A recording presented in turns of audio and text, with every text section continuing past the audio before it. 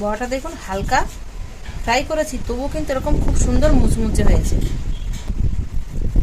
আর দেখুন ভেতরটা কিন্তু এরকম সফট।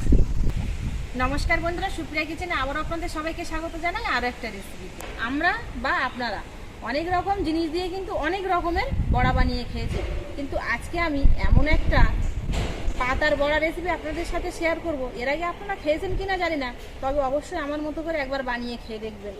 স্বাস্থ্যকর তো হবেই, সেই সঙ্গে কিন্তু টেস্টও হবে। আর আপনারা সব কিছুর সাথে খেতে পারবেন, ডাল ভাত বা গরম ভাত, শুধু সব কিছুর সাথে খেতে পারবেন। বড়া বানানোর জন্য আমার যে মেন উপকরণ লাগবে একটা গাছের পাতা, তো সেই গাছের পাতাটাই নিতে যাব। তো তার জন্য বাগানে চলে এসেছি, গাছের পাতা নামিয়ে নেব।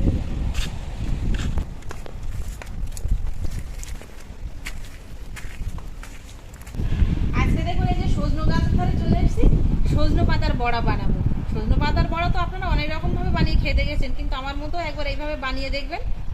তো প্রথমে আগে পাতাগুলো নামিয়ে নেব। আর আমরা প্রত্যেকেই কিন্তু জানি যে সজনে পাতা কিন্তু প্রচুর উপকার আমাদের শরীরের ক্ষেত্রে। যেমন হঠাৎ প্রেশার হলে প্রেশারটাকে কমায়, তেমন কিন্তু পেটের দিক থেকেও খুবই ভালো। তো পাতাগুলো নামিয়ে নেবো এবার। অনেকটা উপরে আছে, একটু নামাতে হবে। একেবারে পোক্ত পাতা নেব না, বেশ একটু মাঝামাঝি জালি দেখে পাতা নেব, তাহলে কিন্তু অতটা তিতু হবে না। কিন্তু একেবারে পোক্ত পাতা কিন্তু একটু তিতু লাগে।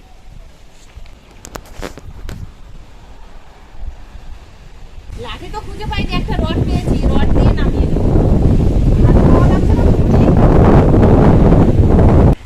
সজনে পাতা আমার যতটা লাগবে সেরকম একটা পরিমাণ করে আমি নামিয়ে নিয়েছি। এবার চলে যাব কিন্তু রান্নাঘরে রান্না করার জন্য।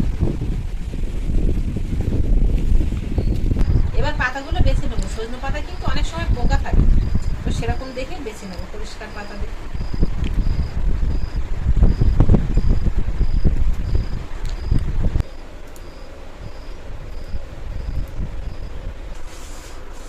এত পাতা আমার লাগবে না বড় বানানোর জন্য, কিছুটা পাতা নেবো আর কিছুটা পাতা রেখে দেবো পরে ভাজা করে খাওয়ার জন্য।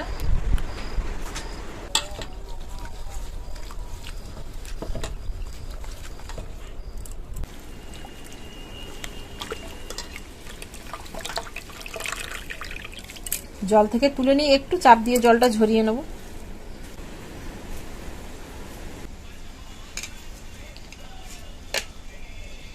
এগুলো একটু কেটে নেব, তাহলে আরো খুব ভালো হবে।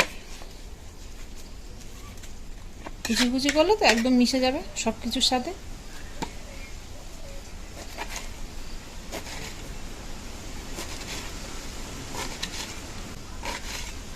এবার এর মধ্যে দিয়ে দেবো ধনে পাতা কুচি। একটা পেঁয়াজ নিয়েছি, এটা একদম কুচি কুচি করে কেটে নেব।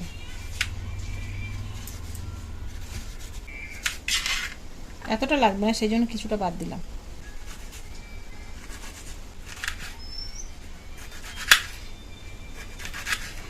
পেঁয়াজ কুচি এর মধ্যে দিয়ে দেবো। 5টা কাঁচা লঙ্কা নিয়েছি, এটা কুচি কুচি করে কেটে নেব, তবে কিন্তু একটু এইভাবে চিড়ে নেব। এইভাবে দুচালা করে নিলে ঝালটা কিন্তু বেরিয়ে যাবে। আর গোটা গোটা যদি থাকে তো তাহলে দেখবেন ঝাল বেরোতে চায় না, যখন এই মুখে পড়বে তখনই ঝাল লাগবে, না কিন্তু ঝালটা লাগে না। লঙ্কা কুচি দিয়ে দেবো।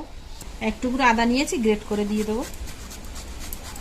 এগুলো গ্রেট করে দিলে ভালো হয়, পেস্ট করে দিলে তো একদম মিশে যাবে, আর পুড়ে গেলে দেখবেন তিতু লাগবে।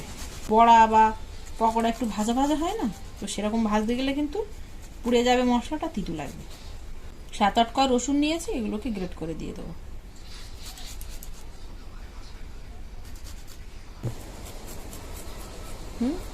দিয়ে দেবো স্বাদ অনুযায়ী লবণ, সামান্য একটু হলুদ গুঁড়ো। হলুদ গুঁড়ো কিন্তু যে কোনো পকোড়ায় বা যে কোনো চপ একটু কম দেবেন, তাহলে টপ করে পুড়ে উঠবে না, অল্প দিয়ে দেবো।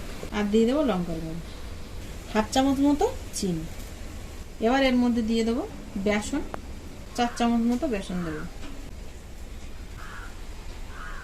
আর এখানে আমি 1 চামচ বাদামের দানার মানে ভাজা বাদামের দানার গুঁড়ো নিয়েছি, এটা এর মধ্যে দিয়ে দেবো। এটা চীনা বাদামের গুঁড়ো, কাজু বাদাম বা আমন্ড বাদাম না। এবার এই সব কিছু দিয়ে মিশিয়ে নেব। এর মধ্যে কিন্তু জল দেবো না, এই জলে জলে এখানে মিশিয়ে নেব। বেসন কিন্তু খুব বেশি দেইনি, এমনভাবে বেসনটা রেখেছি যেন পাতার ভাগটা বেশি থাকে আর বেসনের ভাগটা কম থাকে। আর দেখুন ঠিক সেরকম বেসনের ভাগটা কমই দেখা যাচ্ছে। খুব ভালো করে মশলার সাথে মাখিয়ে নিয়েছি। পাতা কিন্তু আর বোঝাই যাচ্ছে না যে এর মধ্যে পাতা আছে। কড়া বসিয়ে দিয়েছি, গরম হয়ে গেছে। কড়ায় তেল দিয়ে দেবো ভাজার জন্য। এবারে পাতার ডয়ের থেকে অল্প অল্প করে নেবো আর বড়ার আকারে শেপ দিয়ে নেবো। বেশ এরকম একটু পাতলা রেখে দেবো, খুব কিন্তু মোটা বা বড় বানাবো না, মিডিয়াম সাইজ করে এরকম বানিয়ে নেব। এবার তেলের উপরে দিয়ে দেবো।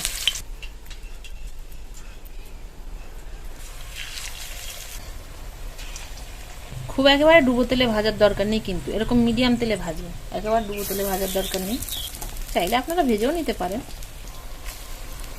সবগুলো দিয়ে নিয়েছি, একসাথে হয়ে গেছে। কিন্তু যেগুলো প্রথম প্রথম দিয়েছিলাম সেগুলো একটু উল্টে দেবো।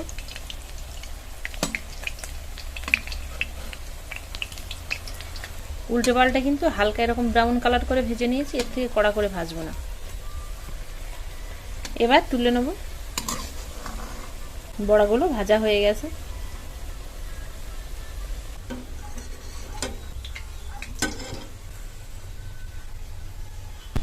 বড়াগুলো সব ভেজে নিয়েছি। এবার আপনাদের খেয়ে দেখাচ্ছি যে কতটা টেস্টি হয়েছে বড়াগুলো। বড়াটা দেখুন হালকা ফ্রাই করেছি, তবুও কিন্তু এরকম খুব সুন্দর মুচমুচে হয়েছে। আর দেখুন ভেতরটা কিন্তু এরকম সফট, উপরটা মুচমুচে আর ভেতরটা কিন্তু হালকা এরকম নরম।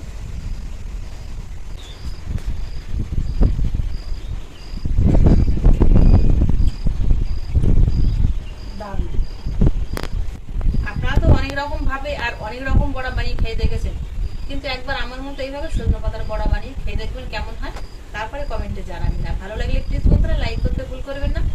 আবারও দেখা হবে আপনাদের সাথে পরবর্তী নতুন কোনো ভিডিও।